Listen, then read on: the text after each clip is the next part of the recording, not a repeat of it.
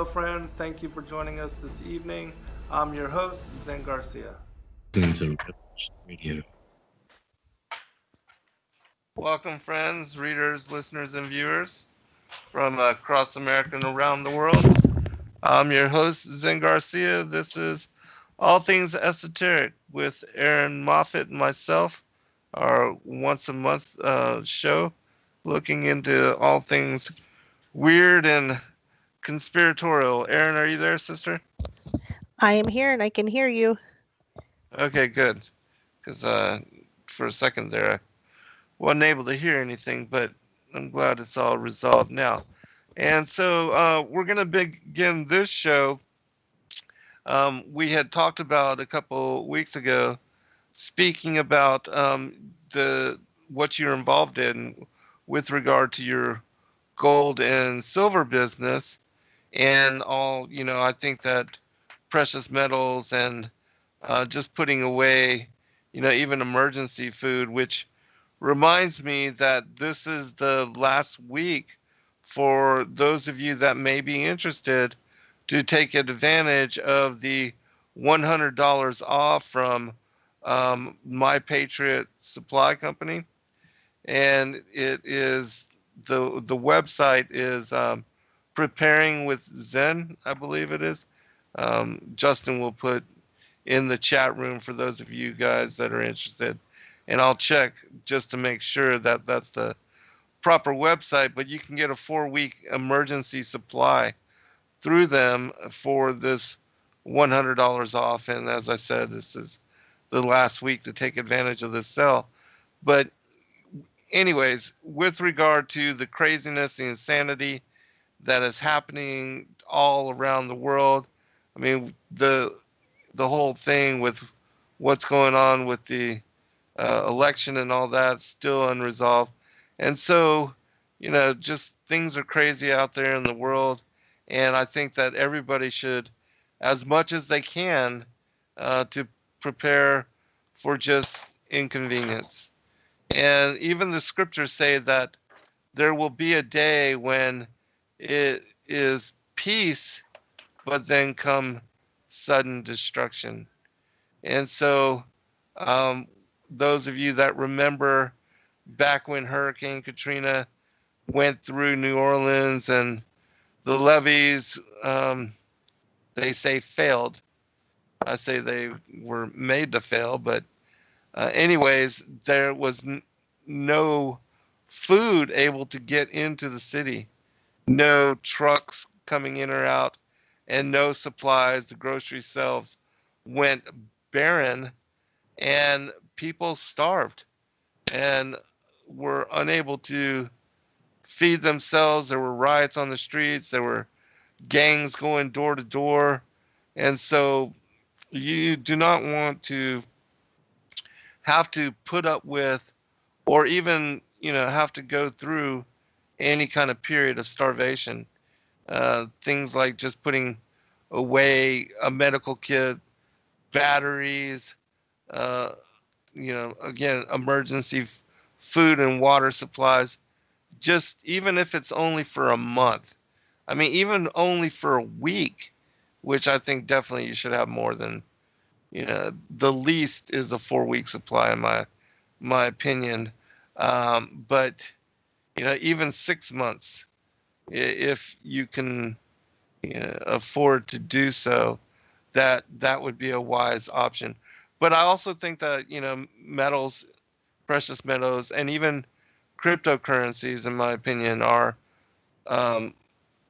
good assets to have just in case of insanity, which we are living in those times. So anyways, let me turn it back over to you, Erin, and if you would kind of tell us about what you do and why, others should also prepare, and the, kind of the things that you've also done to prepare for these times. First of all, as usual, thank you. It's really nice that someone else would give me a platform and an opportunity to talk about this. I think that a lot of people think that because it's a gold and silver business that anyone can earn income, they kind of think, oh, well, I don't want anything to do with that. I don't want to hear about that. because they can think pyramid scheme, Ponzi scheme, and things like that. And so I appreciate the time that you're giving me. And I'll probably talk for a little bit. So you interrupt me at any point if you want to stop Yeah, me no or worries. ask a question. Hmm. I got into this. The why I got into this was 3.5 years ago. I was learning how to get out of debt. And Important that thing. was so good. Very I important. moved my family into a tiny little apartment, a basement apartment that my friend and landlord, who he's still my landlord, but I live in a much nicer house now. But it was a tiny little place that my friend and landlord rented to me. It was maybe 500 square feet. There wasn't even a living room. And there was a bathroom, a dining area, and two little tiny bedrooms with egress windows at least. But that's what I needed, was to downsize and to start learning to live Hmm. below my means. Stopped going out to eat or have breakfast. In fact, it's just my kids love it when we get to go out to a restaurant, but they understand that that's a privilege. We just don't do it that often. Stopped accruing debt. And so I started being able to get rid of debt just by stopping accruing debt. Right. Now, if I had just done what I did, which is to learn to live below my means and to continue making the kind of wage I was making to live in that apartment, I'd still be living there if somebody 3.5 years ago hadn't have given this opportunity to me of gold and silver. And it's my friend Bonnie.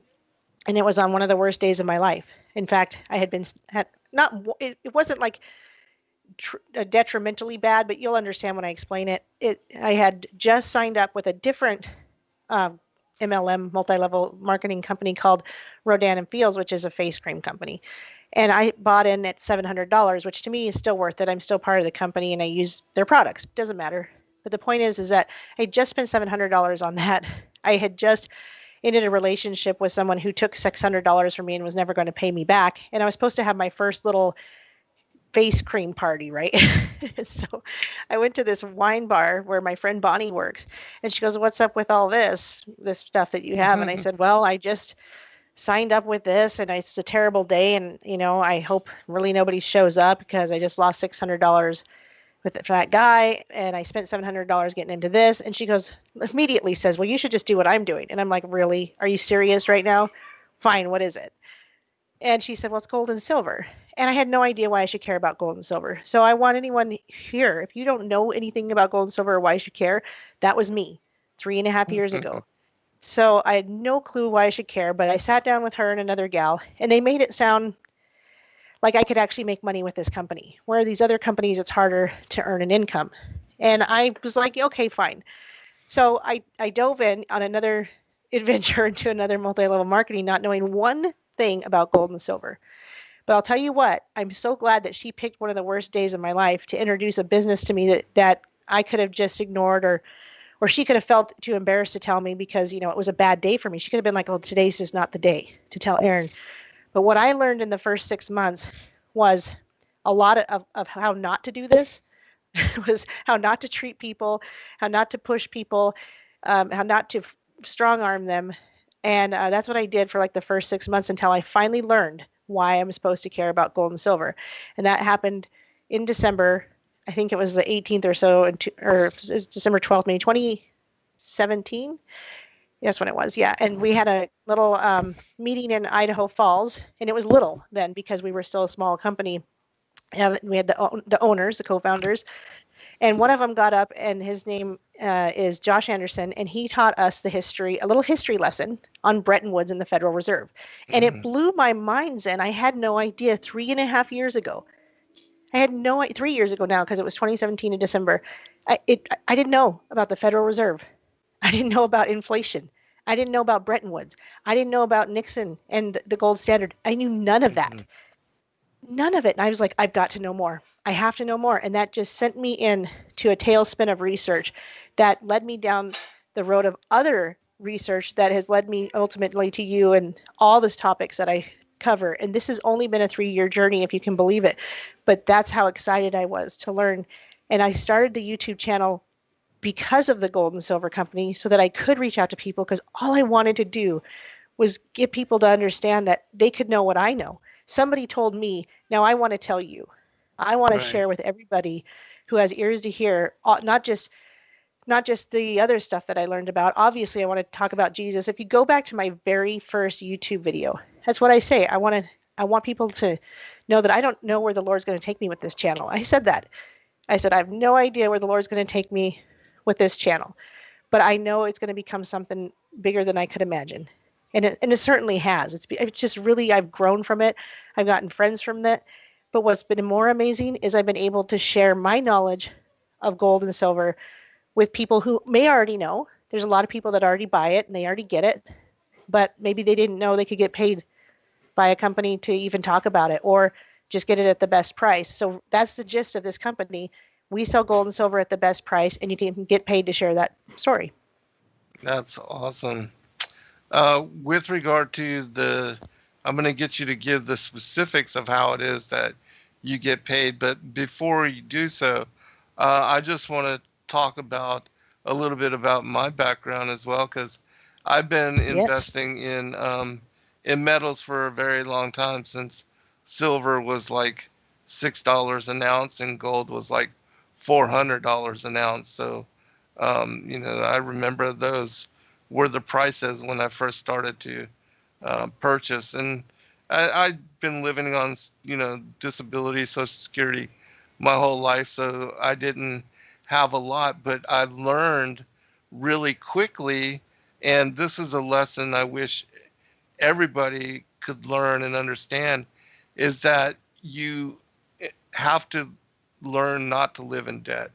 And if you learn to live below your means, then you can actually save and invest whatever it is that you can afford to do so. Back then, it was just starting a savings account and putting $25 a month into that and letting that accrue, and then using it to purchase whatever I could for whatever it was that I was interested. And back then, again, it was a lot of silver was really what I could afford, and smaller pieces of gold whenever I could do so. But learning to not be in debt and not overspend is the wisest thing anybody can do for their lives. And learning to be a saver, to where you're putting, even if it's only $10 a month away, to invest and in creating and using your money to create a return and to grow it.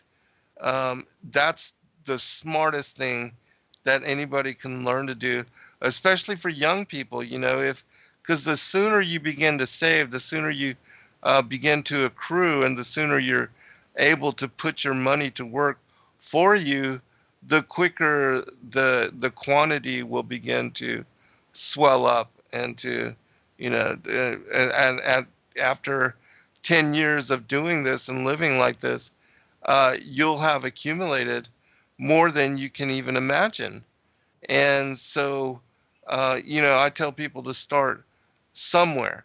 And lately, I've been really interested in cryptocurrencies, and I've seen, at one time, I saw how all the internet stocks back in the 90s, all that became a massive explosion of wealth and interest, and nobody knew how to really put a price or value on what was this emerging new technology.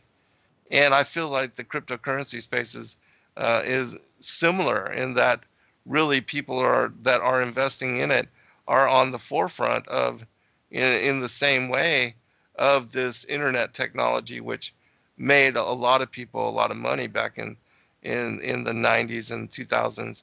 And even still today, the internet is, a staple, a huge part of everybody's life. But anyways, let me turn this back over to you. And if you would, explain how it is should somebody want to reach out to you or get involved, or, seek, a way to get involved with what you're doing, how it is that you're able to, or they would be able to make money in doing this. Not to mention, just the prices of gold and silver are going up because of all the fiat, the nonstop printing of money. and the deflation of the currencies that's happening worldwide. It's like you said, if you don't learn to live below your means or learn to understand why you're having a harder time paying your bills, paying for your food, paying for your water bill, your rent, and et cetera, and you're working harder for more money, it's because people don't understand inflation. And so until you can live below your own means and understand inflation, you're not going to know that you're not getting a pay raise enough to equal what inflation is doing. And they're going to hide true inflation because they're going to say, well, inflation, they're only going to look at certain commodities or things like that. And they being the governments, and they're going to say inflation is only going up by this much. So don't worry about it. But they're hiding the actual true inflation and how much it is going up. And so people will think, well, I'm in debt right now, but it'll be fine in 5 years. We'll get out of this debt in 5 years. If you don't do what I did and what Zen said you need to do, which is first understand how to live at least within your means or below your means, you're never going to get out of that debt. Not in 5 years, not in 10, it's only going to get worse. Right. That's everybody. And so this company offers a way to earn an income, even if you have a full-time job. You could just do it part-time. You don't have to earn an income. That's what I really want people to understand. We sell gold and silver at the best price, and it's always a good time to buy because you have to get price out of your head and understand value. Once you understand that gold and silver has value because of the human effort it takes to get it out of the ground and refine it into what it is, it's massive. No, it's not easy for someone to just go out and do that on their own. It takes a lot of people, which is why we have gold and silver mines. And so when you look at the human effort and that it's finite, and it has been for 6,000 years, been money because of that reason, it's hard for people to understand what will be money without a dollar. But I want, if you guys can, and maybe you already know, so if I'm speaking to the choir, I apologize. But if you don't know, get the dollar out of your head and quit worrying about the price because it's always a good time to buy. And if you say, well, I don't have 2 pennies to rub together, well, if you get in with this company, it is what's called multi-level marketing. That's not a pyramid and a Ponzi scheme. The pyramid is the basic job where there's CEOs at the top, and then there's managers, and then there's people below them, the people that want to pep you up and tell you how to do your job that get paid more than you, but they don't even know how to do your job. And then you're at the bottom. That's the pyramid. What a Ponzi scheme is when money is funded into a business, and the only way people get paid back is when more money funded into it. But if everybody figured it out, because the Ponzi scheme is that they're really not making funds off of a product or anything, they're making funds off of all the investors. And so if everybody figured it out, wanted to pull their money out, that'd blow up the Ponzi scheme. What does that sound like to you, Zen? A bank? Kind of sounds like exactly. a bank. Right. So people yeah, love even their the whole Federal Reserve System, and the dollar itself is a huge Ponzi scheme because it's backed by no value. Nothing but the goodwill and faith of the American government. Precisely. So I say to people, even if it turns out to be a Ponzi scheme, which I know it isn't, but even if it were, it would get you out from under the biggest Ponzi scheme that the world has ever had to endure, which is paying income tax to the federal government. No doubt. So That's once a whole nother thing. It's a whole nother thing. So I won't get into that because learning that blew my mind too. Yeah. But basically, when you sign up with this company, you're a member. And with any membership, whether it's to the NRA or to a gym or anywhere that you guys are members to something, you get benefits, membership benefits. And one of those is getting wholesale prices of gold and silver. And that means it's going to be better than APMEX, it's going to be better than JM Bullion, it's going to be better than SD Bullion. And what people will do is they'll either do not a real-time comparison or they'll compare apples to oranges. But if you carefully compare, like a Silver Eagle on our website to a Silver Eagle on APMEX or something, or even I guess Walmart is selling these things now, selling gold and silver now. But if you compare them in real time while the market's open, you'll find that there could be a $5 to $10 difference between our prices and somebody else's. It'll look like their price is close, but then when you go to buy it, you have to buy 500 before you get the price, even close to the price we have, and we're still less. By then it's maybe 30 cents, but you don't have to buy 500 of ours to get the best price. And so if you're going to start making good habits, like you said, start investing in something, learning to live below your means, wanting to have a better purchasing power, and I'll explain what that means in just a second, then you're going to want to start buying it now. You're not going to want to wait And now again, you say I don't have 2 pennies to rub together. Well, if you can, we do have a membership sign up fee just like Costco, and I know a lot of people have Costco memberships. If you're really interested and you don't have a lot of money, there's always things we can cut out. Just like you and I talked about living below your means. We know that there's things you and I could cut out of our personally right now. I know there's things I could cut out of my monthly stuff that I do that wouldn't be that big of a deal, and I could come up with $200 in no time. So people can sign up. They sign up at the annual fee, which is $200 or $500. You can choose, and anyway, I won't get into all of it because it doesn't. Either way, it gets you started. The way you earn income is like what I'm doing now. I just tell somebody about it. I told my parents first. I told my friends first. I try to compare it like you found a gold mine. When we did, it's gold. But the great thing is there's so much gold in there. If first you're just going to tell the people you trust because you don't want to tell a whole bunch of people. You're not going to go to Facebook and put an ad out, come help me dig out this gold from the gold mine, or you're not going to go to the unemployment line, come help me. You're going to tell the people you love and trust first, and then you're going to realize there's enough for everybody, and then you're going to want to tell everybody. That's what I compare it to. So when you tell people and they sign up, that's how you earn the income, is when other people sign up. And it's not a percentage. There's no math. You don't have to go, oh, I got to get 4 people here and then 6 people here. You just got to basically get 2 people, and then you're eligible for income. So it's not difficult. It's simple, easy. I wouldn't say easy, but you just got to understand this is a product that sells itself. So you shouldn't be afraid of the product. You can know that you're not going to screw anybody over by saying, well, you should buy a whole bunch of gold and silver. And then a year later, they have a bunch of gold and silver. And they go, man, I don't like that 7K metals business. All I've got is gold and silver. Well, then they're just crazy. Who's going to be mad about that?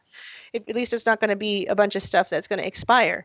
So even if in a year they didn't do anything, didn't want to earn the income, just bought the gold and silver, there's that benefit. And I'll always be grateful for this company for teaching me. That's another thing they do is they teach us. They give us training. If we don't really know what we're doing, they train us with short videos. They're super simple. But you also have me. If you sign up with me, I help you. That you just get 2 people, and you get those 2 people interested, and you teach them how to tell 2 people, and you teach them how to tell 2 people, and it's that simple. And you're earning $250 to $500 a week if you want to, or more. Awesome. And the other great thing about gold and silver is that it is appreciating while most everything else is depreciating. And so whatever you are buying now, in my opinion, the spot price for silver and gold will increase over the next few years, and exponentially so. People are expecting, even some are calling for $10,000 an ounce on gold and $100 an ounce on silver, which if it reaches those lofty prices, whatever you're putting in now, you're basically 5x your money on silver, because it's like almost $25 an ounce right now. And so, just whatever you are saving yourself has the possibility of increasing in value, and whatever you are helping your friends, because most people would like to build and to create and to invest. And with silver, it's not that expensive to do so. You don't need a lot of money. Even if you're just putting $25 a month away, 1 silver eagle, that's still accruing and building up. And over time, you're going to have a decent amount of silver, and that's going to be a pool of money, and it's liquid. You can always sell silver and gold and turn it back into cash if you need to. I've been buying off of eBay for years, selling on eBay for years, and that market is still available, and it's not hard to do so. And so I don't know a lot about Erin's business, and but definitely I want to learn more about what you're into. But I do know that having been a a person to buy and sell silver and gold for many, many, many years now. That, like I said, when I first started, silver was $4 to $6 an ounce, which is already 4 times what it is now. Oh, and also I remember a time when I first started investing in metals, that palladium, which is another precious metal, but palladium was like, I think $30 an ounce at that time. And I wish I would have known and would have bought more than what I did. I think I have a little bit of palladium somewhere. But anyways, palladium is now $2,300 an ounce and is more valuable than platinum. Whereas at that time, platinum was 3 times the price of gold. Gold was $400 an ounce. Platinum was $1,200 to $1,600 an ounce. And like I said, palladium was almost as cheap as silver. And now that's flip flop. And so you never know, how much uh, metals will increase in value. And so you can buy a little of all the different ones that you can afford to get. And if silver happens to do what palladium did, well, you'll be sitting really well. And also, if it came to a time of where things shut down and you have to barter, it would be a lot easier to barter silver for food or, other commodities or services in a time when it would take maybe a wheelbarrow of cash to purchase some kind of commodity. And so you just never know about the times that are coming, about the times that we're living in, and about what's ahead. But certainly, the writing is on the wall with regard to the deflationary and how governments, everybody, I mean, we are at negative interest rates. The banks don't even pay you to hold your money anymore. You have to pay them to keep your money, which is absolutely ludicrous. Why would you have anybody hold your money and then have them charge you, to hold it for you? It's absolutely ridiculous. And so those of you that can, as I said, you should look into other avenues for investing. Also, I told people that 2 weeks ago, I'm going to start a show, Cryptocurrencies for Ding Dongs, which I consider myself a ding dong because I don't often make wise choices. But I think we are all foolish at some point with some of the things. We're human, we're sinners.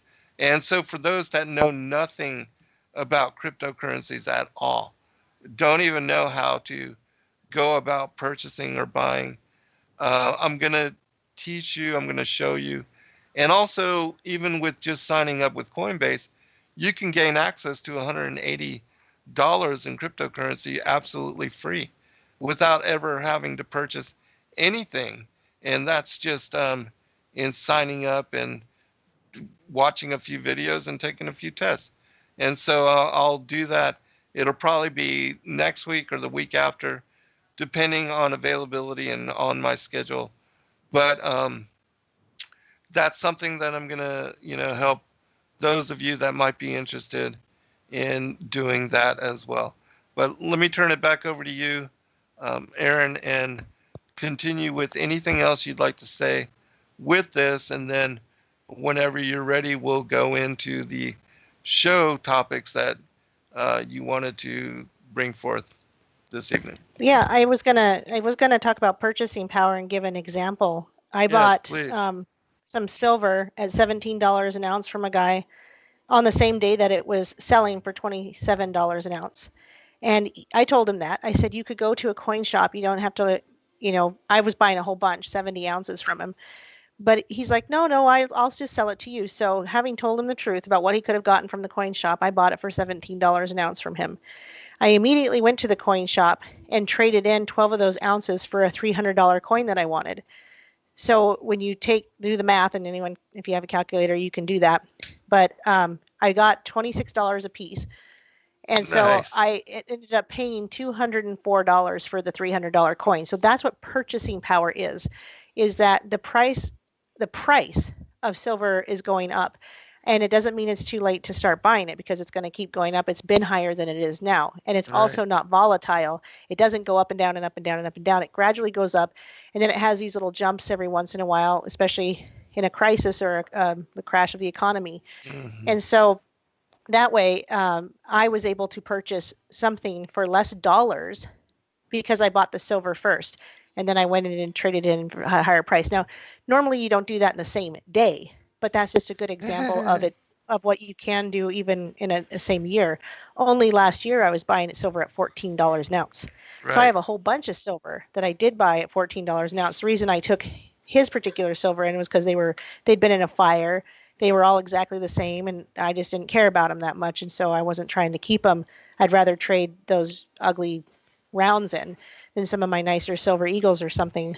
And then lastly, we had a couple people, not very many. Most people have been very gracious, very gracious. So thank you everybody for giving me this time and listening, because it is important. We're not trying to grow our business. We're trying to help the people that we have a reach to. And if you don't see it like that, then that's okay. We'll live, we'll be fine. But what we want to do is help other people learn what we learned. That you've known longer than I have, but there was a time you didn't know, unless, some people are brought up knowing about gold and silver, and then blessings to know these things. But I guarantee you, most people under the age of most people, it doesn't even matter what age, most people don't understand crypto. They don't understand, Right. they don't understand gold and silver. And that's too bad. Getting some people putting a little bit of, negative comments in here, don't like it. But what's sad is we're trying to help other people. It's not sad. What's good is we're trying to help. If you don't see Right. that, then I'm sorry to the people who don't see it, and truly, because we don't, even if my business never grew, I tell people you can email me and I will answer all your questions about gold and silver, and you never have to buy any of it from my business. And I will still help you whatever way you need. If you just want to know you want to buy it from another company, at least you're buying it. And if somebody did that for me and told me, I'm still going to answer your question, I'm going to help you understand this, that would be a blessing that would have been a blessing, and it was. Somebody taught me about gold and silver, and now I know all about it, and now I can share it with you. And so that's what this is about. It's not about an infomercial or growing our businesses, but we have businesses, we're trying to show you a way that you don't get locked down. You don't have to wear a mask. You don't have to get a vaccine. You don't get laid off. I would really think that that'd be something people would want. If they want to get Right. into crypto, they want to get into gold and silver, that's going to help them get out of that 9-to-5 W-2 job that's Exactly. going to require a vaccine to work Right. there. Right. And it's something that you can learn to do and be your own boss, set your own hours.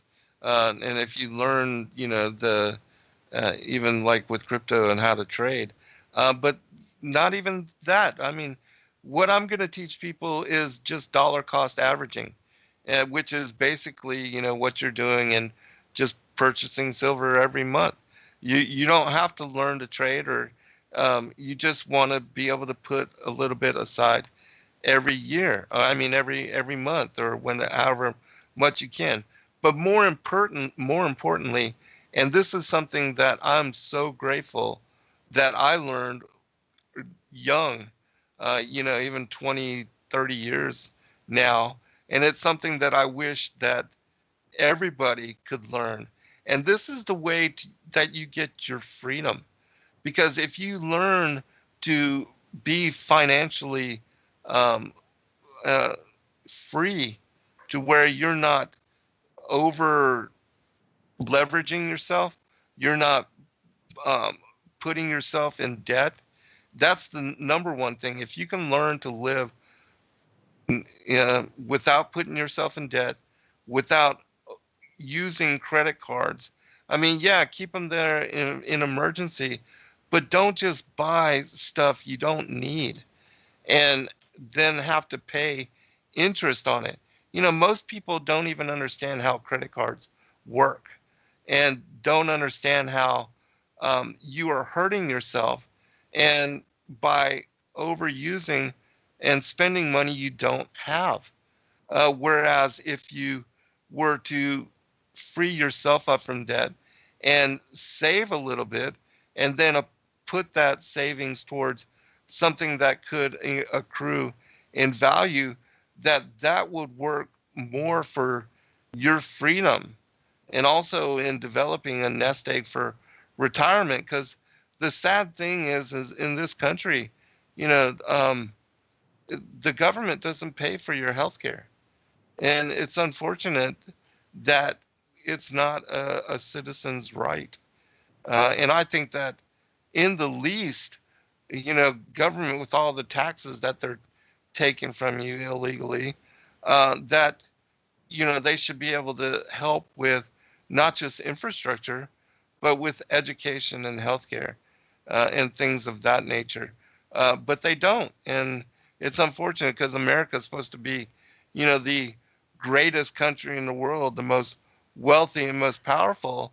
And yet we have people living on the streets and dying of starvation. And a lot of veterans that have no place to go and that have nowhere to live other than on the streets or in a tent. And it's a sad situation because in this country we throw away more food than would be enough to feed everybody that's probably starving in the world. I mean, the amount of, buffets and the amount of food that is thrown out every day from grocery stores and restaurants it's unfortunate because it could certainly feed a lot of people. And it's just, scarcity and all of that. It's created. It's not natural because God has created the earth in a way that there's overabundance. There should be plenty for everybody so that every child can grow up with enough nourishment and without having to suffer. But yet it's people that cause a division of as far as the goods and services and supply and demand and inflate prices and just create poverty and Satan certainly wants people to struggle and not have time to dedicate to reading the scriptures or serving God or prioritizing the kingdom. And first and foremost, I know there's a lot of people that, may be against the topics that we're talking about here, but I believe that helping others to be knowledgeable about financial freedoms and also to not have to struggle, that this is part of a duty of a watchman in serving the kingdom and helping your brother. You teach a man to fish and not just have to give them fish. It's like one of the things that we do with all of the orphanages that we support is that we make sure that they're not just purchasing food to feed the children every month, but that they are, getting chickens that lay eggs and that they can then use the chickens or the eggs to barter, something that will create self-sustainability, and then afterwards, if you can, cows, milk, whatever, those kind of things, but that instead of just spending money trying to feed yourself every month, that you figure out a way to grow your prosperity so you don't have to struggle or suffer. And this is the way of it. Really, everybody should be learning to achieve self-sustainability and self-sufficiency.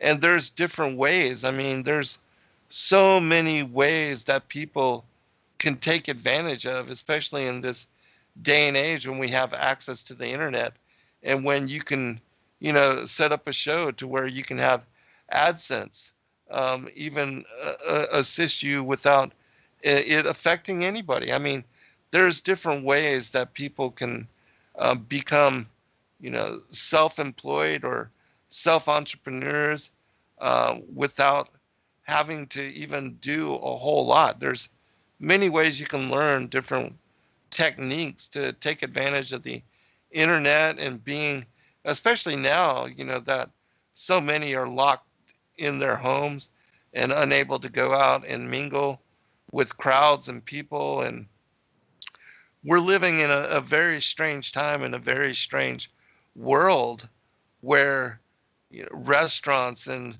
bars and huge sporting events and concert venues and all of that, it's been shut down. And those kind of people, the tourist industry and those people that made their livelihoods off supporting people that travel and spend money in their travels, um, they're having to learn to do something different. And so, what Erin and I are talking about, it may be beneficial, even if it's not beneficial for you and you don't appreciate the information. That's fine. You don't have to listen. You can turn this show off and tune back in on the next one.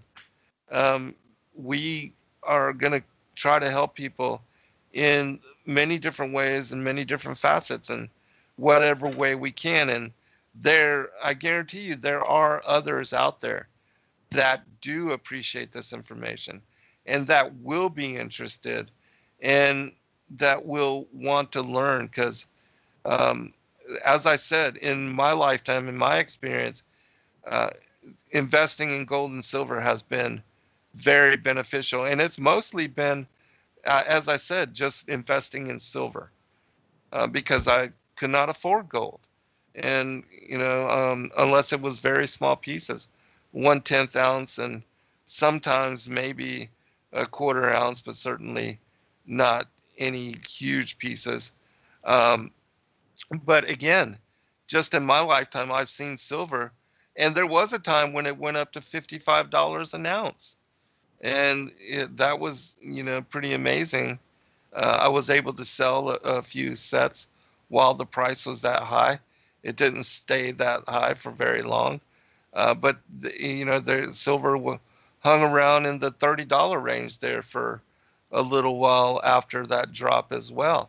And so if you're selling at spot and just taking advantage of accruing, even like with what Erin said, last year silver was $14 an ounce, and it had been that way for many years. Probably, I don't know, 4 or 5 years, it was around that price. And so everything that you would have purchased then, you're almost doubling now. And so, and as I said, it's my opinion that silver will reach all-time highs as gold did. Recently, gold breached its all-time highs, and it's almost going to be $2,000 an ounce. And I think it's going to continue to appreciate because of the uncertainty in the times. Governments, their currencies are collapsing. The people don't trust their local currencies. This is, in Venezuela and other places, Greece and other places. And so that's a lot of why gold has been accruing, and also why cryptocurrencies, Bitcoin, which is digital gold, has also been accruing. But we'll talk more about that in the show that I do, as I said, within a couple weeks.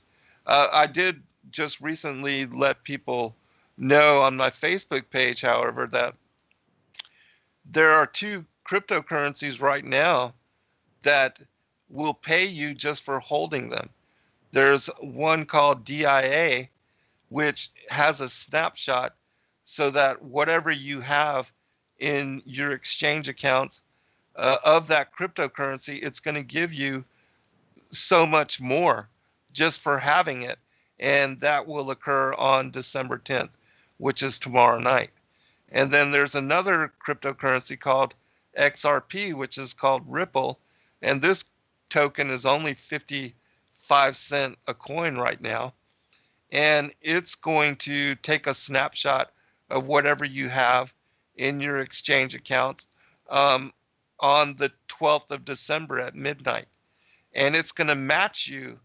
It's going to give you a free, what is called a Spark token, which is part of a new Flare network.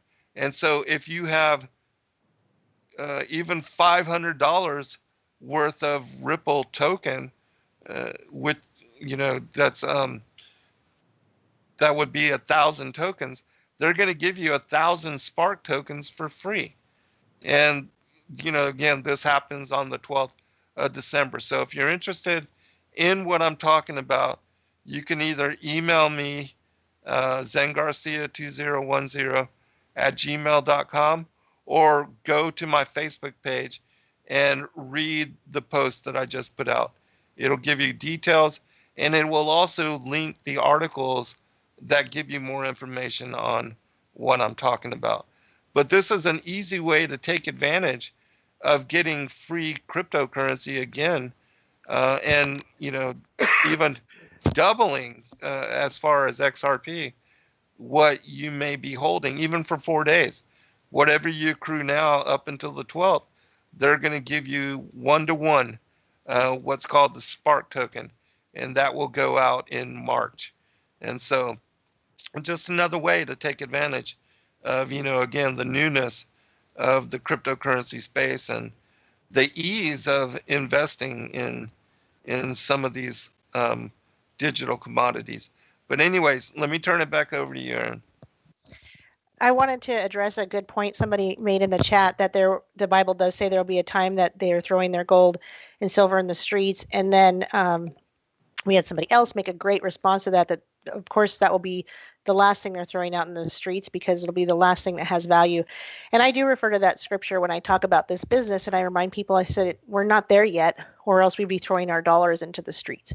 So since we still need our dollars, since we still have to pay bills that way, since we still have to get gas that way and food that way, then we can still utilize gold and silver, very much so.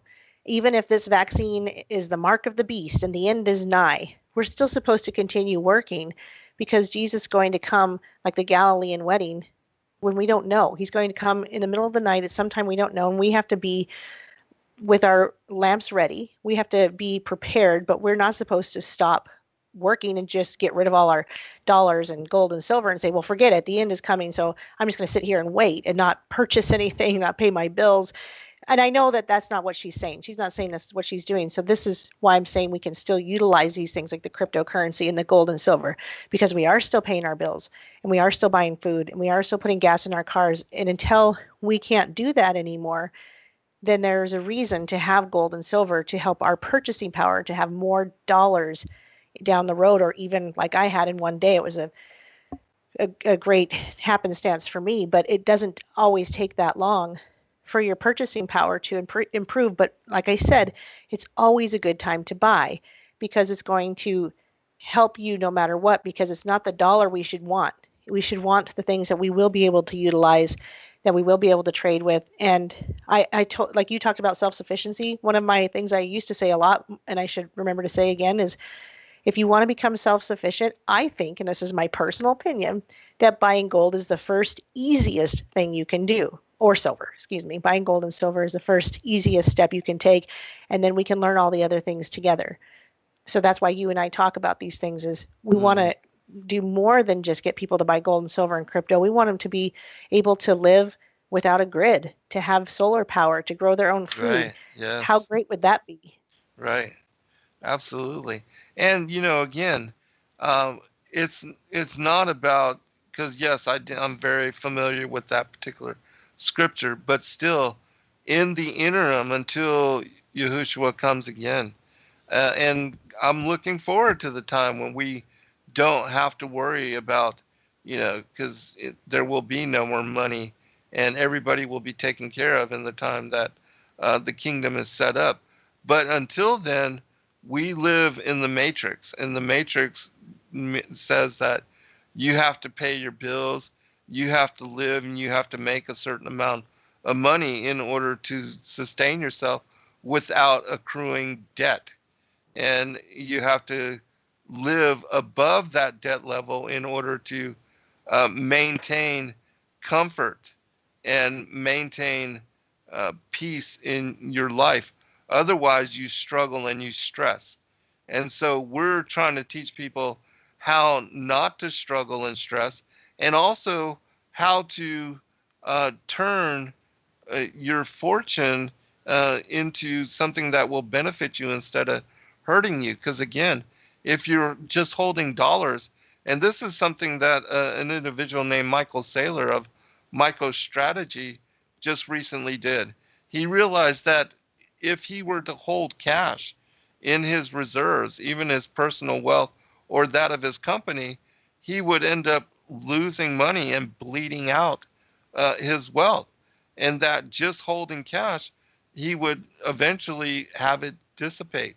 And so he converted all of his money and his company's money into Bitcoin. And just recently, even just this year, he's made $400 million off just converting his cash into Bitcoin, because he was buying it at $11,000 an ounce, and now Bitcoin went almost to its all-time high, and it's $18,000 right now, but it was almost $20,000. 19,400 something is what it was just even a week ago. And so individuals are making decisions to put money, instead of holding dollars, to put it into something that will retain its value, its store of wealth. And all we're saying is that people should consider silver, gold if you can afford it, or other digital cryptocurrencies, which may hold their value better than dollars. And so we're just trying to explain options for people. And also that, the cryptocurrency space is the only place that I've seen that where, like internet stocks back in the 90s, you could 10x, 50x your money. And I am not at all a financial advisor, and I don't even concern myself with money, or, even though I've learned to invest over the years of, learning to get myself out of debt. But that's not my focus at all. And the shows that we do where we cover these kind of topics, we don't do these kind of shows very often at all. But again, I think it's important for people to know. And I know that I can help others at least consider, and perhaps those of you that are interested in what we're talking about, you can learn. You can learn from our experience, and maybe it would benefit you. Because I know also that there's a lot of you out there that are struggling, that, are having a hard time even making enough to feed yourself and your families. And so you should look at your lives, because a lot of people are living beyond their means, living in debt. And there's ways to reduce your debt, to get yourself out of debt, and to invest in a way that would benefit yourself. And that if you applied yourself in this manner, 2 or 3 years down the road, you could have a complete turnaround in your life, and you can find yourself in a situation where you don't have to stress over money, over concerning yourself with, are you going to have enough to feed yourself and your family, your children, or are you going to be able to even pay your bills? Or if your car breaks down, are you going to be able to keep it together to maintain, to keep life rolling in the way that you're used to? And so there's a beautiful thing to not having to stress or to worry about those kind of things as well. But we are at the break, and so we're going to pause here, and we will be right back for a second hour, and then we'll go into some of these other topics. If you have any questions you'd like to ask, post them in the chat room. We'll check it out over break. We'll be right back, everyone.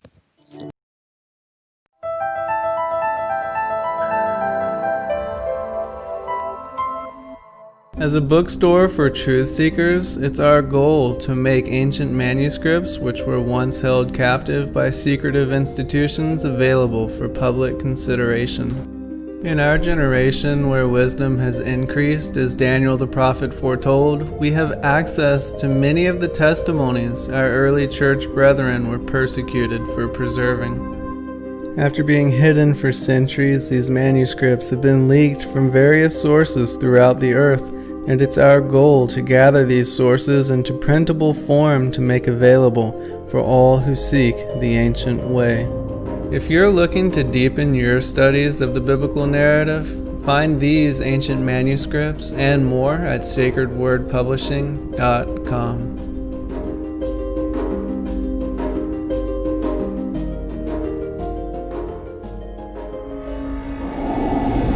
Many truth seekers are constantly studying alone. But there is a place where we can come together. The Digital Readers Club is our online ecclesia meant for those who've forsaken churchianity but still want the closeness of a family to study with.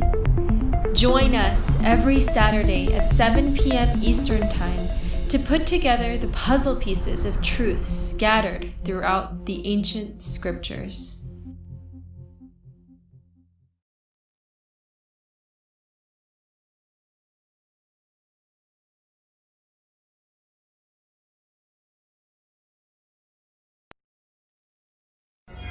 Every day, questions arise.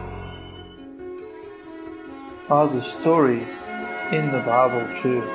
What if I told you that there are hundreds of confirming witnesses? Which give intricate detail to the stories in the Bible.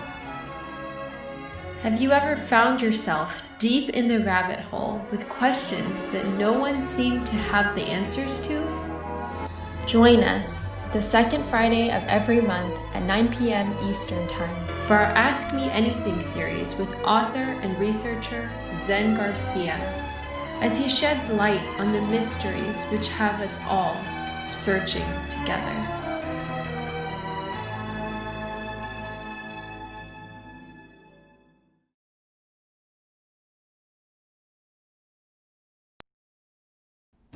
Your partnership with Sacred Word Publishing goes further than the publishing of ancient manuscripts and weekly video content. You also make a huge impact across the earth in orphanages in Myanmar, India, Uganda, and Kenya. Your support is crucial for the development of the ecclesia of real truth seekers. We thank you for joining us in hosting Secrets Revealed, Momentary Zen, the Digital Readers Club, Ask Me Anything series, and other shows that have helped lead so many to the truth of salvation. To become even more involved, please visit patreon.com/sacredwordpublishing, where you can partake in exclusive, interactive, patron-only content and help us continue shining the light of love in this darkened world. All right, welcome back, everybody, for second hour. I'm your host, Zen Garcia, and this is our All Things Esoteric show, where I'm joined by my good friend and kind sister, Erin Moffett, who is in Montana. I'm here on the East Coast, United States of America, near Athens, Georgia. And so, how's the weather out there, Erin? It's got to be kind of cold now, huh?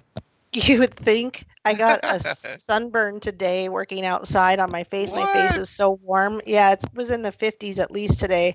Wow. And I'm helping a friend. He's just finishing up this house. And so I get to do some of the cleaning work at the end of all this. And my face must have burned because it is hot and I'm not feeling embarrassed or mad or shy or anything. So it must be the sun that I got today. Wow, that's unreal, because Some of the best years of my life were the winters that I spent in Jackson Hole, Wyoming.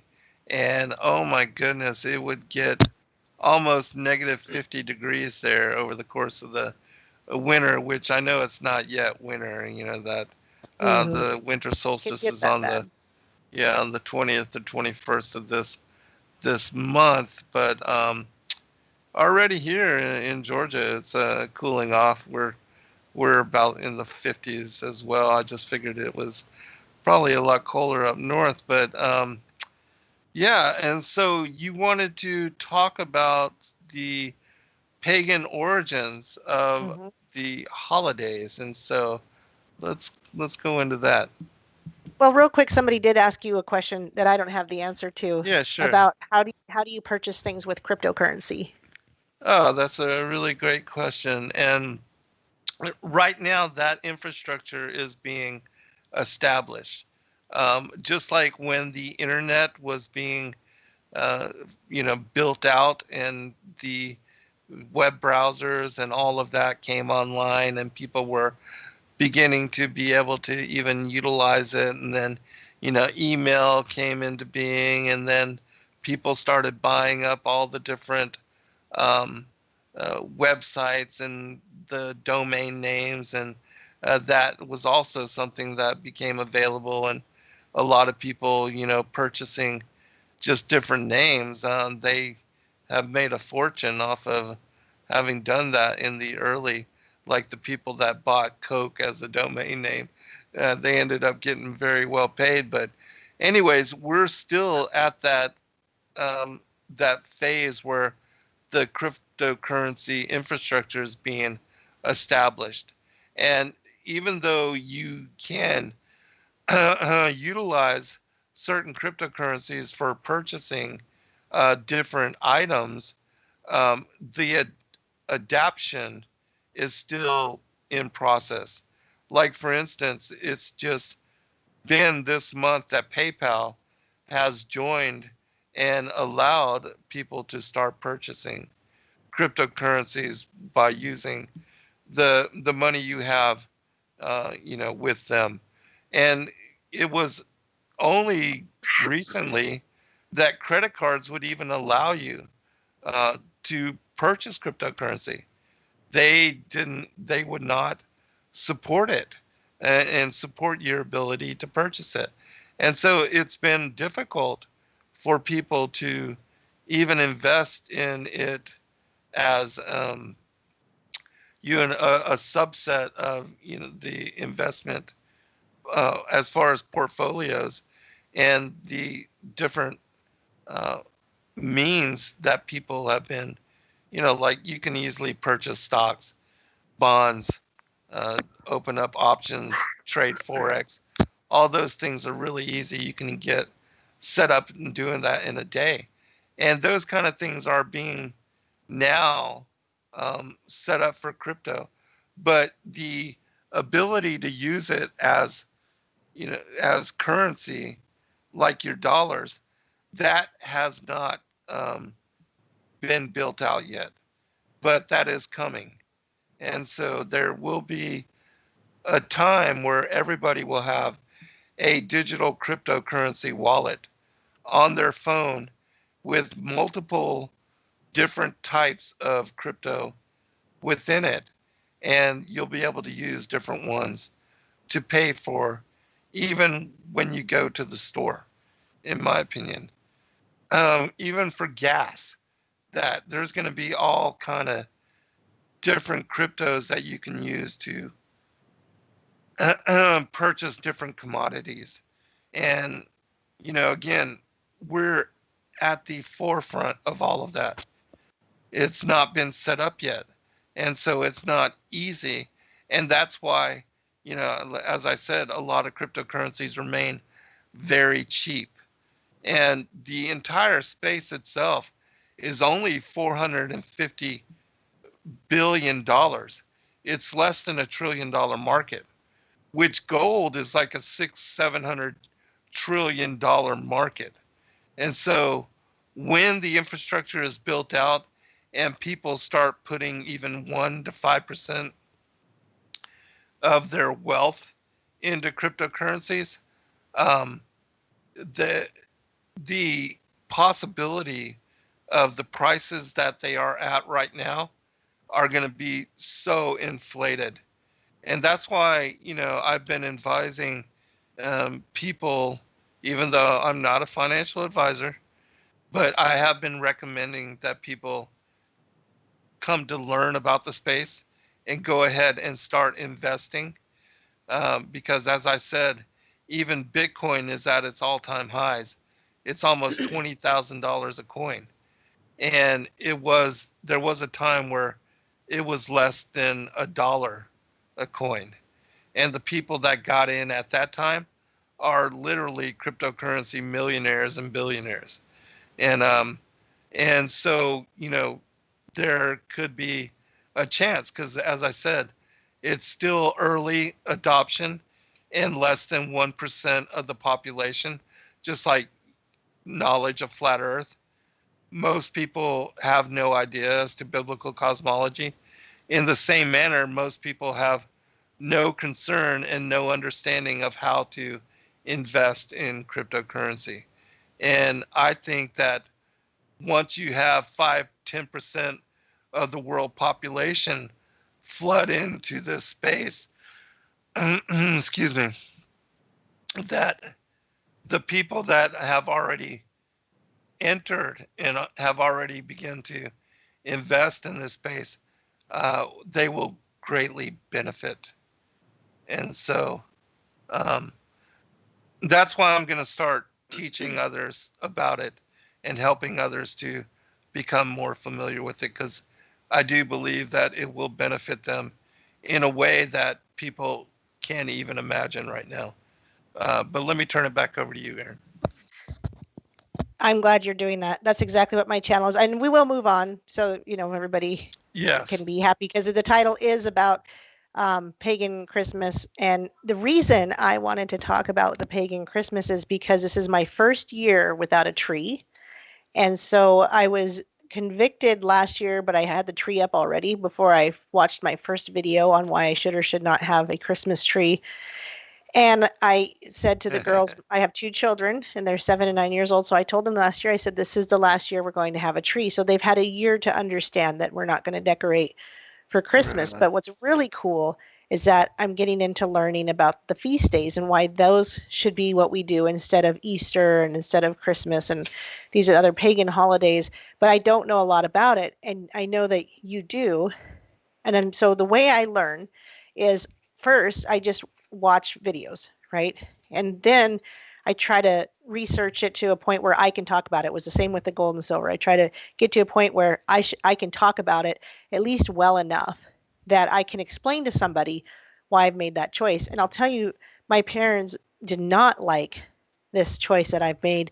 And even though I thought I'd been kind of talking about it for a year, it turns out my dad is gravely disappointed that I would believe that Christmas is pagan and that we can't turn it around for Jesus somehow. And again, I'm not telling anybody else what to do. I'm not telling my parents not to celebrate Christmas or my friends or anybody. I'm telling them what we've decided. Right. And people kind of take great offense to that, just like I'm sure with a lot of truth. And so he said, I also hope you're not sharing this kind of information, because I had sent him a video from Truth Unedited, which had just done a really nice little shout out to Truth Unedited, who's a huge channel already, right? Doesn't need any shout outs, but it was just put together nicely with a good explanation of where the pagan holiday came from. And so, when I wanted to learn more about flat earth, you let me come on and ask questions. And I think that it's good for people. Maybe everybody here already knows Zen, but that was kind of the way it was with flat earth, right? A lot of people were already there, but I wasn't. And I'll tell you, I've heard from a few people behind the scenes that they were glad that I came and asked those questions, because they were sometimes the questions that they had. But when you're in a group of people that kind of already get it, you're a little bit afraid to ask. So, So I'm sure you understand a lot about the history of the Christmas tree and the pagan holiday. And real quick, before I ask you to teach us, I heard a song today that was supposed to be Christian, and the song was about a granddad telling his grandson what Christmas means to him. And literally the chorus was to point to the star.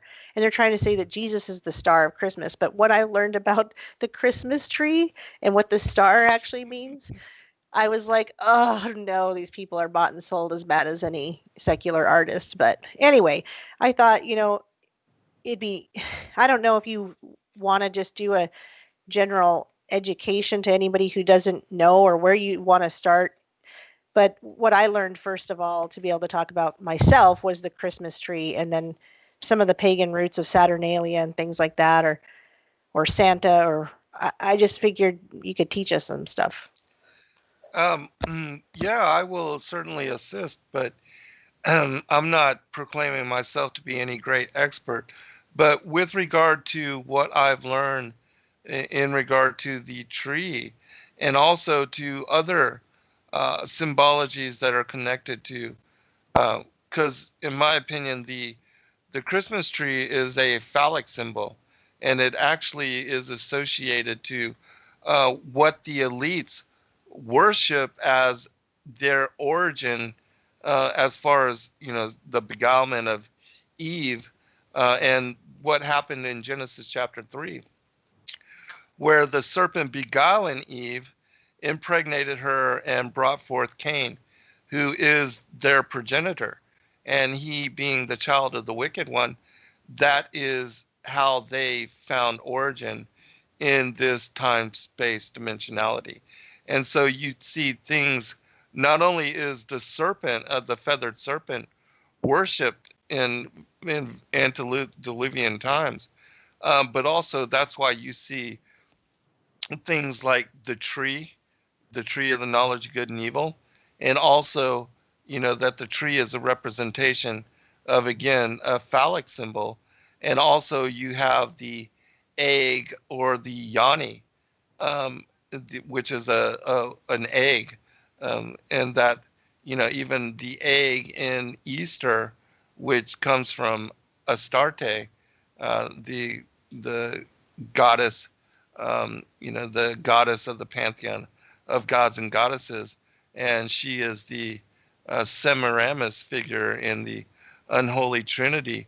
But anyways, you see these symbols are worshipped by the elites in the sexual iconography, that these things, in what I've studied and what I've learned, they are connected again to what occurred in the garden, and to how the devil and his children found freedom, because they always speak about in the mystery schools, in the esoteric religions, they celebrate what Prometheus bringing fire to the earth and giving it to the humans, that it represents Lucifer as the light bringer, that he sacrificed himself according to their teaching.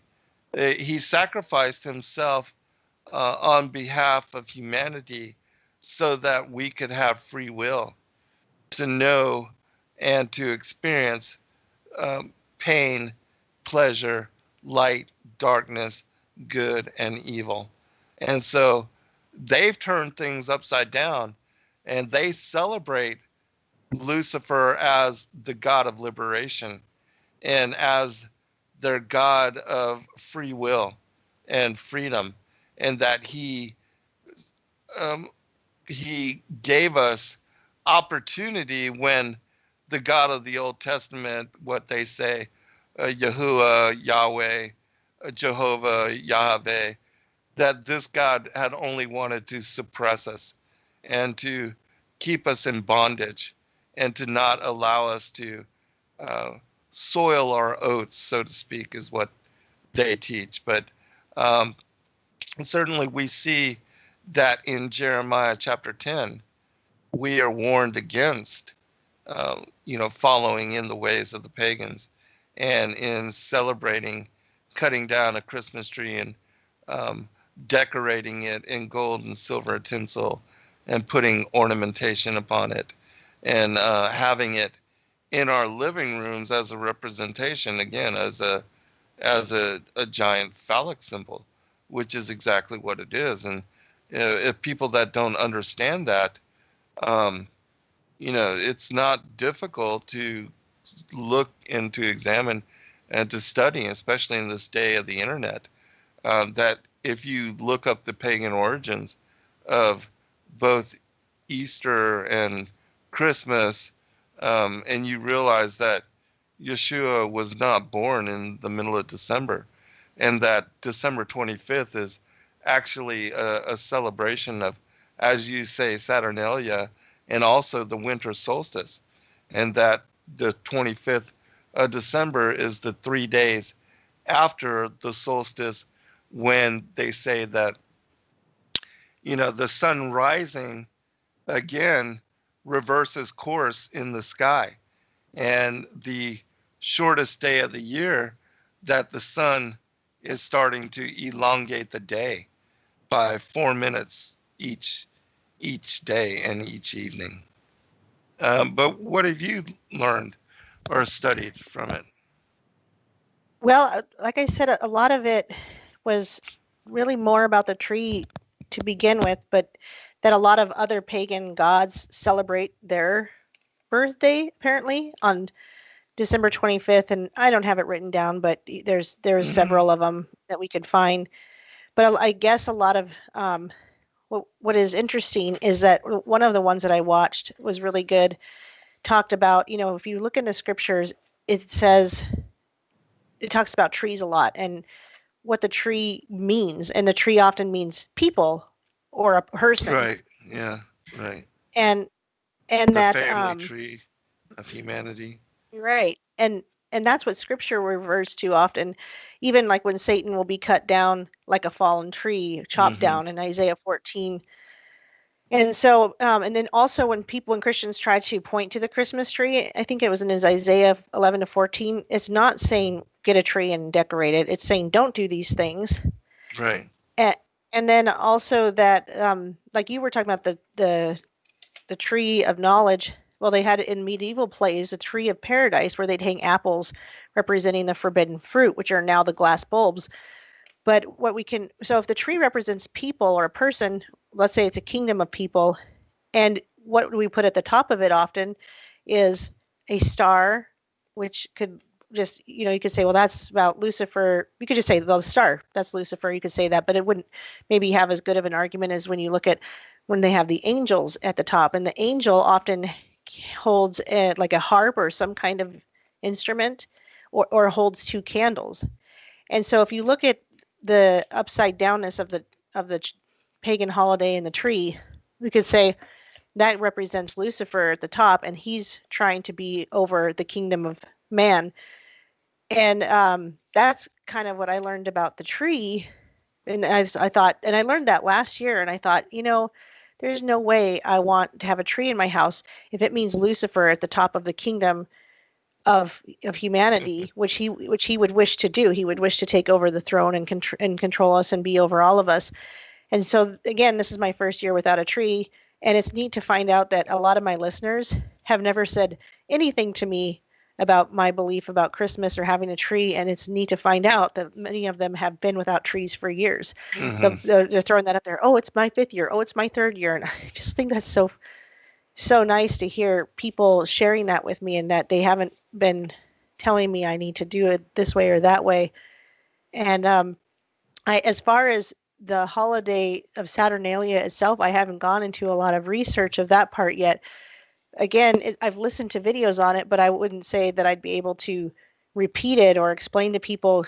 I think it was a holiday of a lot of probably drinking and partying and maybe even sexual type of stuff, orgies. Okay. And so, when you think about that, and people want to say, well, it's not that anymore, and Jesus is bigger than that. And that's true. So that's, I guess, why I wouldn't tell somebody they can't celebrate Jesus's birth on Christmas. But it is shocking now that I've come to what I know so well to see how many churches have a Christmas tree in them. Almost every church has a Christmas tree. Every Christian friend I know has a Christmas tree. And when I told one of my friends that I wasn't going to be doing this anymore, she first looked at me like I had 3 heads, but then she was kind enough to say, well, there's things that I think I have to do for myself and my children. And my family doesn't agree with it, but you're the one in control. You're the one that's going to bring up your kids the way you think is right. So I do Right. have good friends that way in real That's life. awesome. But it's it is hard. And somebody in the chat said God hates the feast days, and why don't you tell me what you think? Because I'm learning about the feast days, and Jesus celebrated the feast days. I'm not saying turning them into a ritual. I'm not saying doing ritualistic stuff, but if it's the Feast of Sukkot, why not put up a tent and build a fire? Some of these things that we could do to celebrate Jesus throughout the year, the way he also celebrated, I think. But you could tell me what you think. In my opinion, the Most High wants us and has actually mandated that we celebrate the Levitical feast days. And the reason being is because they have very deep importance and significance in the meaning of, even Yahushua as Savior Messiah. Like, for instance, we know that when you break down the name of God, the Yod-He, Vod-He, the 4 letters of the Tetragrammaton, that in the Paleo-Hebrew, in the pictographic language of the Paleo-Hebrew, that those 4 letters mean behold the hand, behold the nail. And so the 4 letters of the Father's name are actually pointing to and alluding to the coming of the Son as Savior Messiah.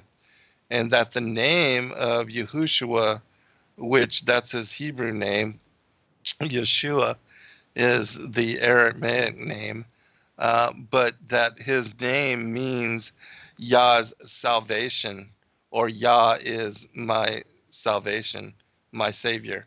And so it's pointing to that Christ would be given the role, the mission of redeeming humanity, and that he would be born of a virgin, immaculately conceived, and enter into flesh in order to redeem us and to restore us from our fallen, our entering into this flesh world, into mortal embodiment, and being cast down into this fallen world, this place where we learn through the lesson of duality and where we are under the authority of death.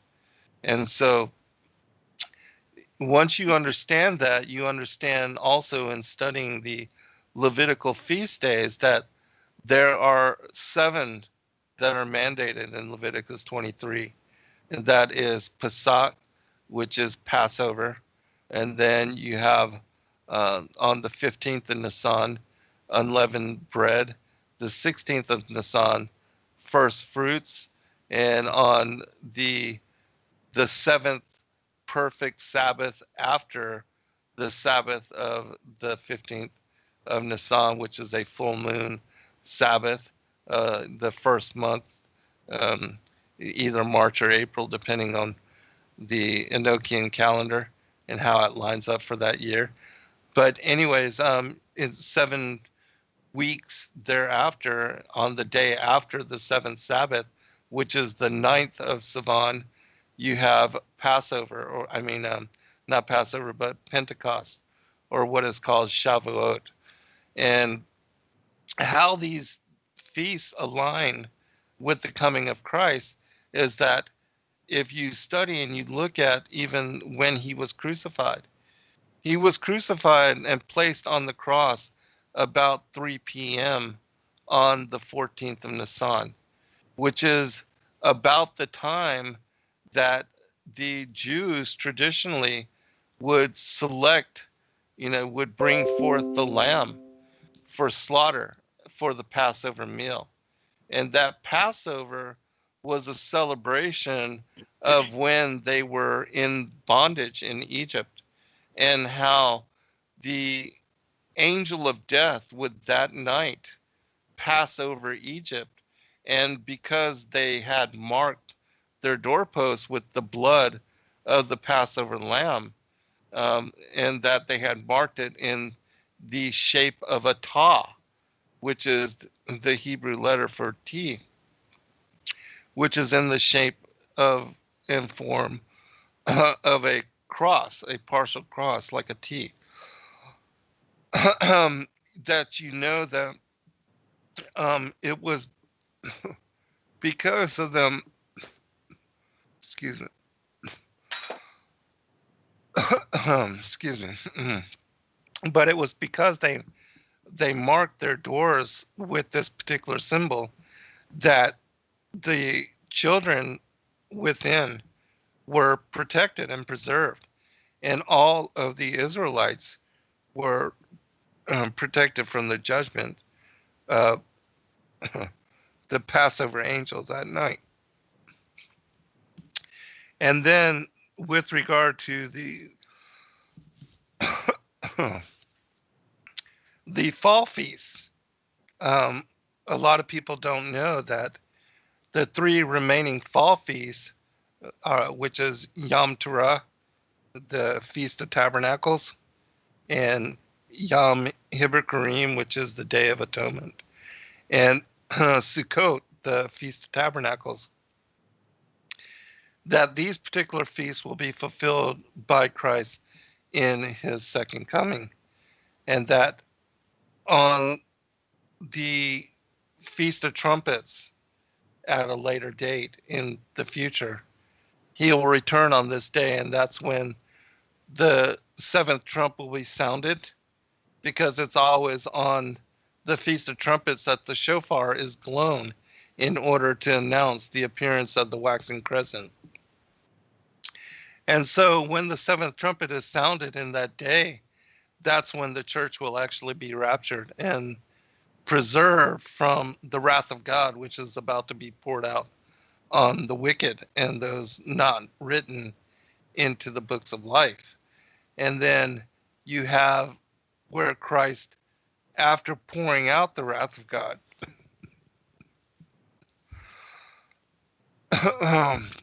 he will take his judgment seat on the Day of Atonement, and that's when every knee shall bow, every tongue confess, and the wheat will be separated from the chaff, the tares.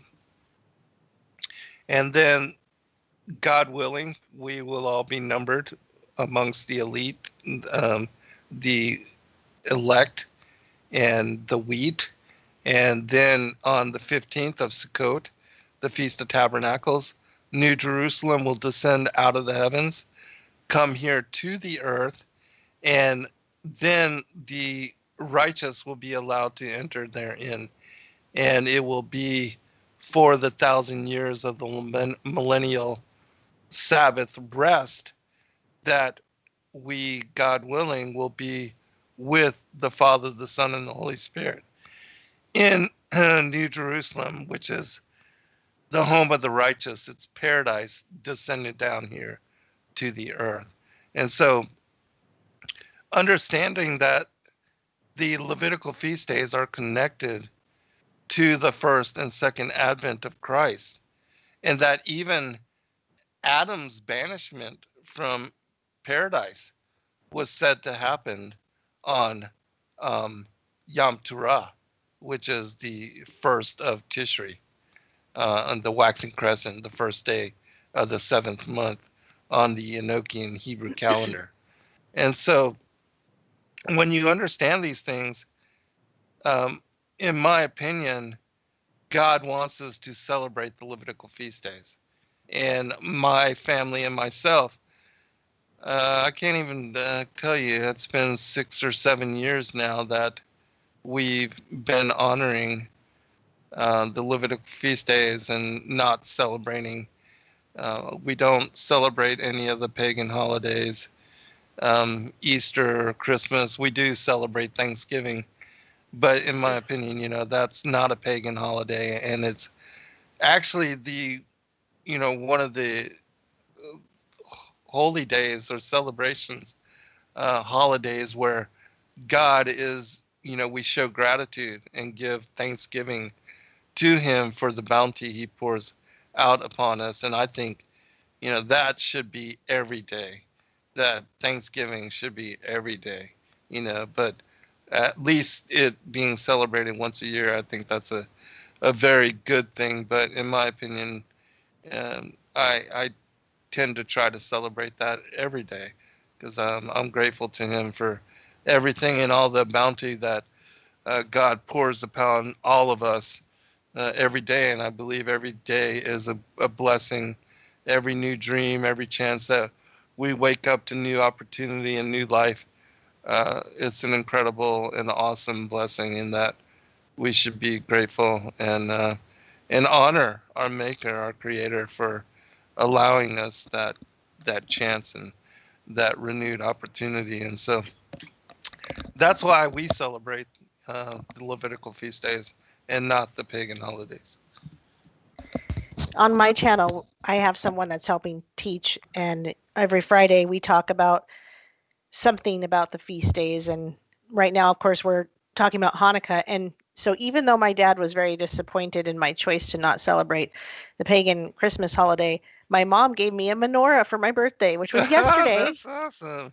I know. So she gave me a menorah, and she gave me candles, and she gave me a little book on why the Jews do that stuff. Now, interestingly enough, my parents are both Catholic, but my mom has had this love for understanding Jewish tradition. So there's something that we connect with on that.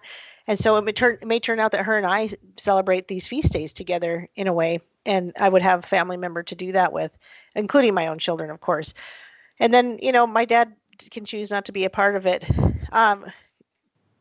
I think it will be a total blessing. And so I already feel good about it. And I pray for truth and discernment, wisdom from the Lord alone. And that even though I get truth from Zen Garcia, I pray that the Lord guides me, and that is truth, right? So, and I feel strongly. Everything you just said was perfect. It was a great overview of exactly what I'm learning, but would have never been able to say it that well at all yet. But that's where I'm at. I'm on that learning, which is why we're talking about this. It has to actually do with the same subject. Another thing, I was listening to somebody talk about Santa, and how interesting this was, is how odd it is that, and of course we know this, it probably occurred to everybody else, so forgive me, but how creepy it is that he's all knowing, right? He knows who's naughty, who's nice. He sees you when you're sleeping and when you're awake. And he also seems to be omnipresent, because over Christmas one night, he can be everywhere all at once, giving presents. So to me, it points to someone other than the Lord Jesus Christ, our God and our Savior, the God, the Father, and the Son, and the Holy Spirit, as being all-knowing and omnipresent. And that should have hit me like a ton of bricks long before now, and yet it didn't. It didn't hit me like that. And so I just recently heard that, and I'm like, oh my gosh, that's right. He's all-knowing and omnipresent. He's omniscient, omnipresent. And so why would we ever want to believe in a creature like that?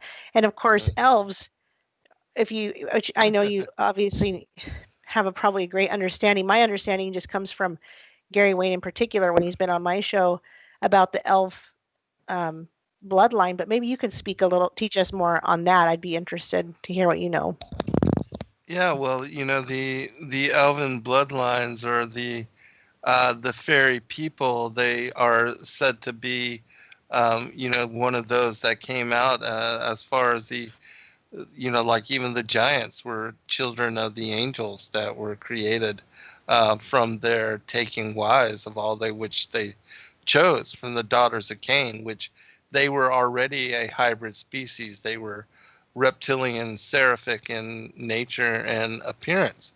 And so we have all of these hybrid bloodlines coming forth from these particular progeny, the children of Cain.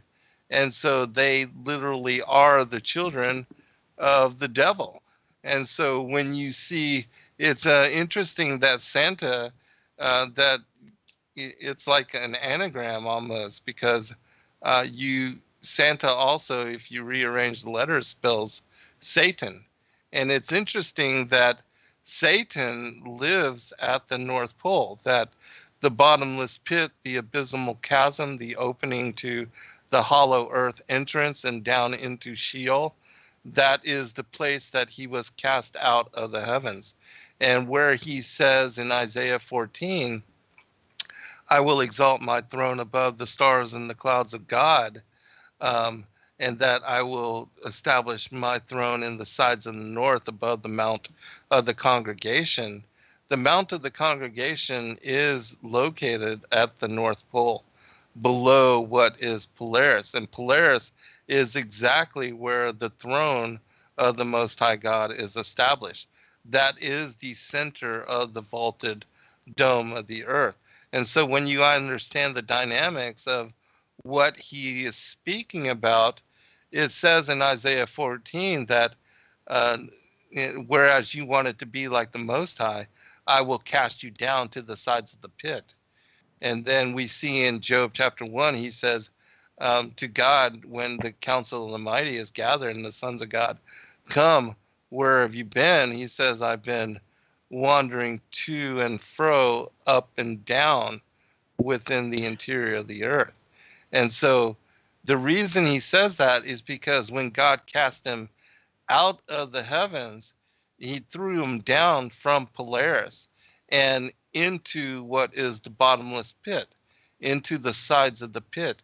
And that place is the abysmal chasm, which is located, it's a whirlpool which is located around the Mount of the Congregation, Mount Zion, or what is Mount Olympus, the Rupus Negra, the Black Rock, which is a huge lodestone metallic rock that is at the center of the earth plane. And it's the reason why all the compasses point north. This particular magnetic lodestone rock sits at the center of the earth and is the tallest mountain. The Mount of the Congregation, it rises to what is the throne of the Most High God. And so his domain, Satan's domain, we know, is in the interior of the earth, Sheol. And so where it says that Santa lives at the North Pole, it's because Santa is Satan, and Satan is the one that lives at the North Pole in the sides of the pit, in the interior of Sheol. And so, they don't tell you all these things, but this is the truth of the matter. That makes a good amount of sense. And then you just think of all the, the way they got Christians, I guess, involved. It would be curious, like was it the Catholic Church maybe that really moved everybody over to that? Maybe it was Constantine that got all these Christians to move into that. And then now they've got all the non-Christians, like the secular people, by believing in Santa. Well, and Christians too, but by the Santa and the presents. And you see all these movies about what a magical time that Christmas is, and that everybody should want to have love for each other at this time of year.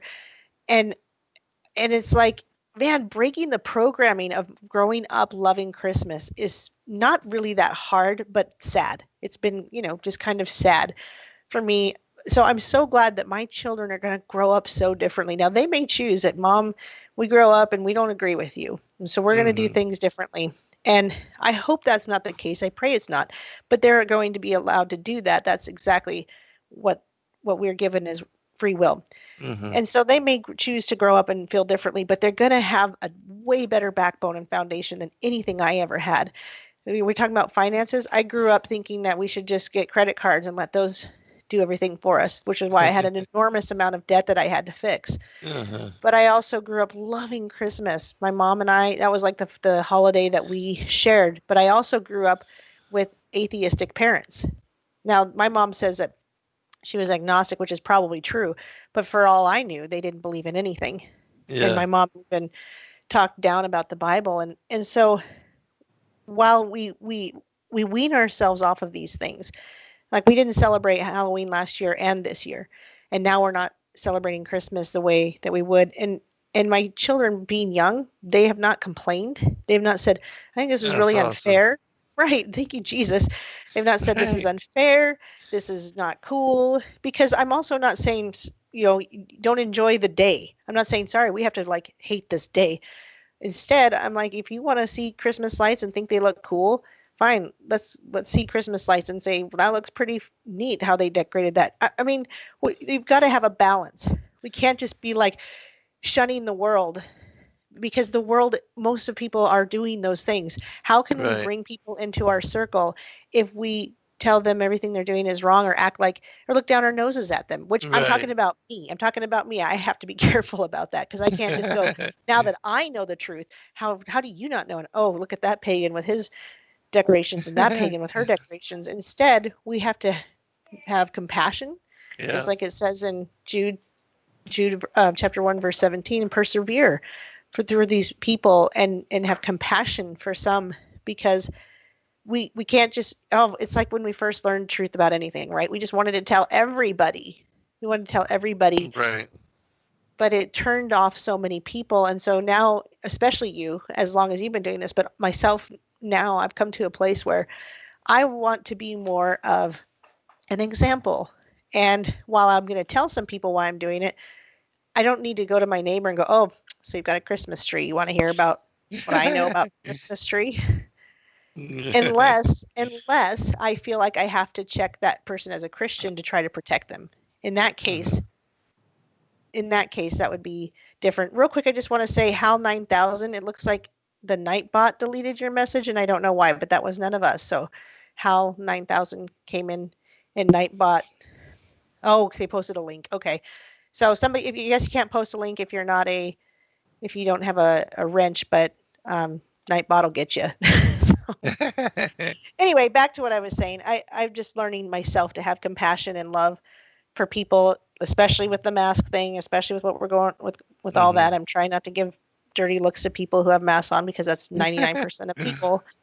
So I just wanted to give them a little bit about me. It's been nice that my children have accepted this, and yet I'm not just ripping it off like out of their life and saying we don't get to enjoy some of these things. But of course, we're not going to go to a fake Santa. I don't tell them lies. That's another thing, is I don't lie to them. I haven't lied to them about Santa really ever. In the elf on the shelf thing, they love it because they think it's cute, but they know that I move it around. And don't condemn me for having an elf on the shelf. I get it with the elf bloodlines. But these are before I've had these things before I knew. These are things that I've had around, didn't know.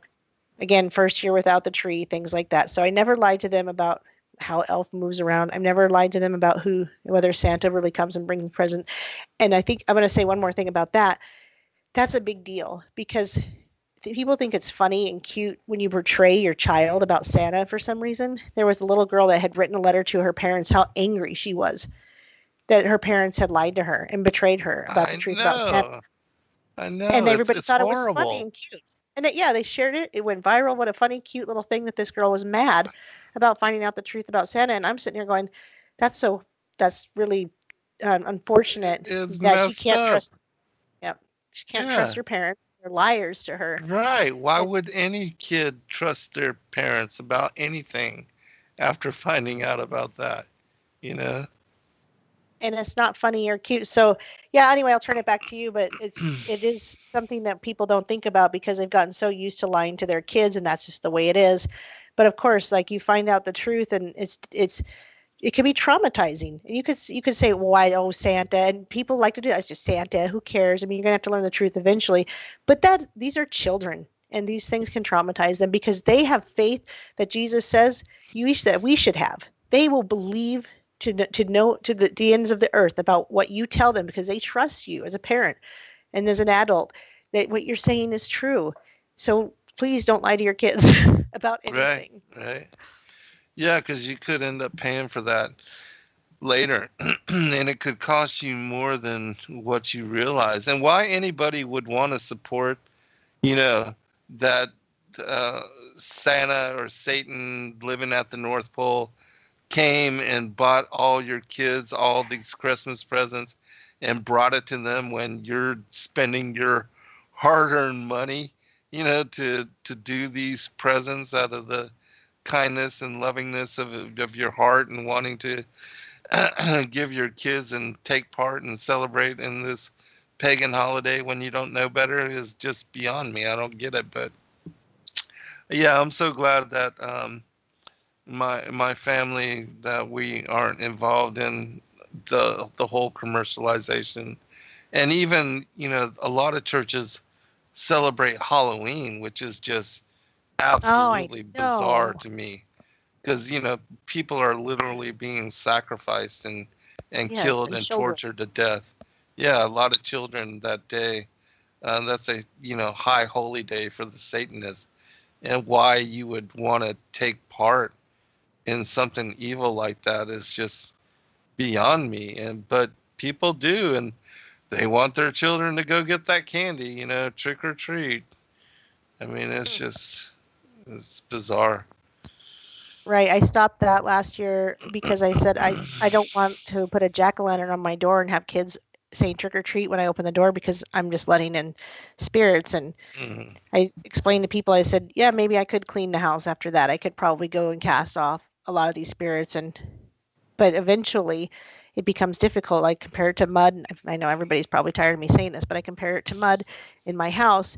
The more mud I get in my house, the more tired I get trying to clean it, and the more I'm just going to not clean it as well, and I'm going to invite more problems into my house that I can't even take care of. So, I mean, I guess when you don't know, you don't notice the evil that you're inviting into your house, so you don't sense it. You don't understand that kingdom of heaven, and so you don't see the spiritual battle. But once you know, why would you ever want to invite it into your home? Right. Yeah, absolutely. Fully agree. And again, the people just don't know better.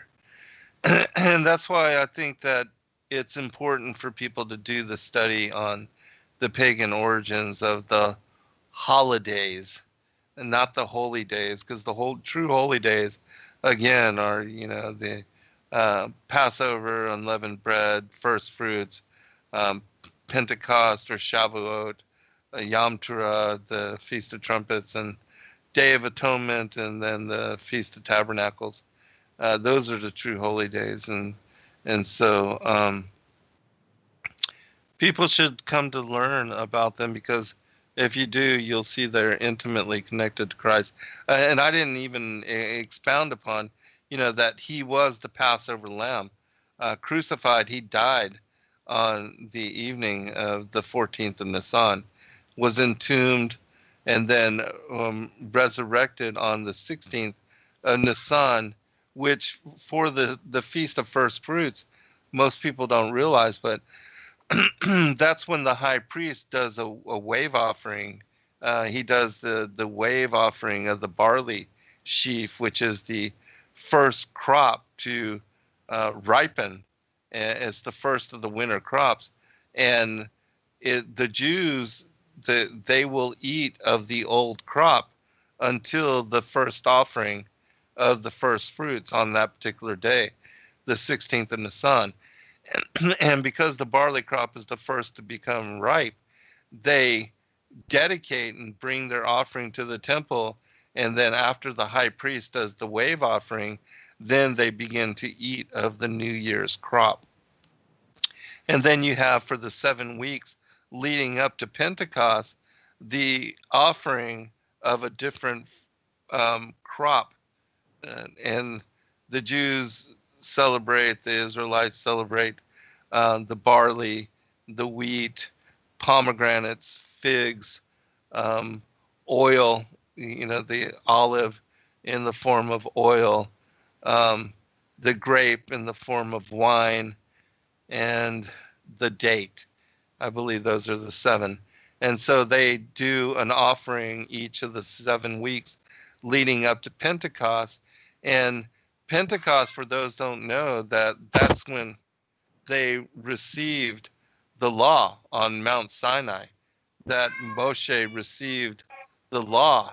And this is also the day that the Holy Spirit came upon the apostles and filled them with the gift, with the knowledge of the speaking in tongues, which, for those that don't know, also, I just shared this in a show that I did on the teachings of the apostles, that before they gathered for and were filled by the Holy Spirit, they drew straws to see to which land they would go to, in doing the work of the Great Commission, to bring forth the gospel, to share the good news of salvation through Christ. And each one was to be sent to a different land. what a lot of people don't know is that when they were speaking in tongues, uh, when they were filled with the Holy Spirit, that they actually retained the knowledge of how to speak in that language, so that when they were sent to that land, they were able to communicate and to speak with the native people of that land that they were selected to go to. And so the speaking in tongues was a gift that was given to them, and that when they spoke and all the people heard them in their own language, that that was a permanent blessing upon them, and that when they were sent out to that land, it was part of the work that the Holy Spirit gave to them in being able to speak that language, so that they could do the work of, teaching the people the good news of the gospel. Somebody made a good point about the colors that Santa wears, which is black, white, red, and gold, which is Hermetic alchemy. When they are in the black area of their ascension, that's when their eyes are closed, and then the white is when their eyes are open.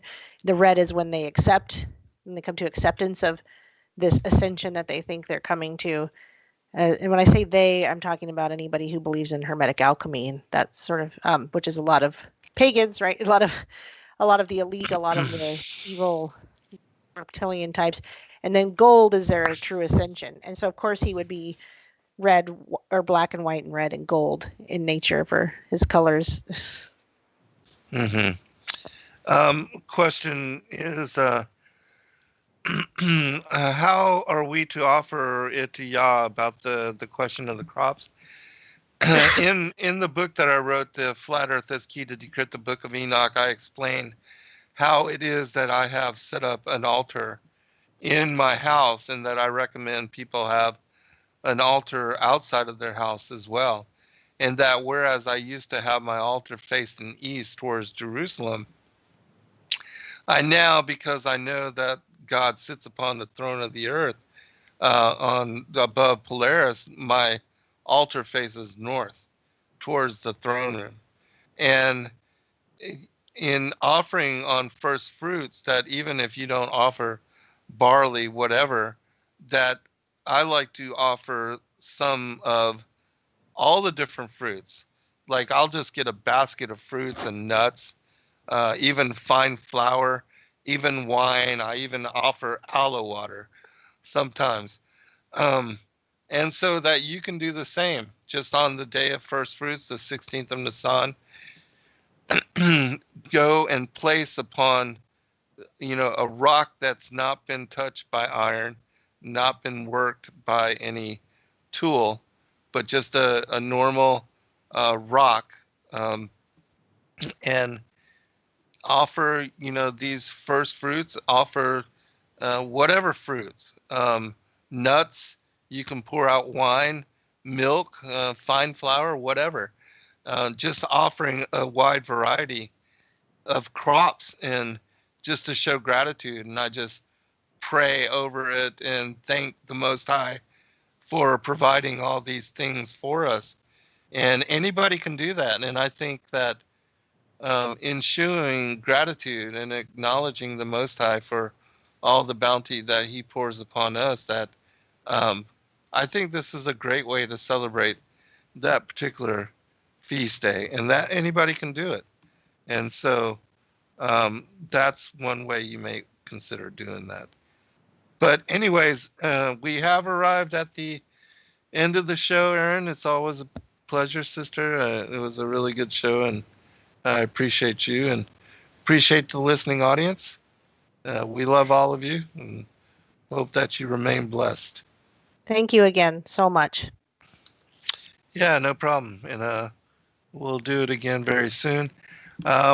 Join us tomorrow night. I'll be on with Rob Skiba on my show Secrets Revealed, and we will be continuing our Genesis Revisited examination of the Pentateuch. Until then, be blessed all. Good night. Peace. Shalom.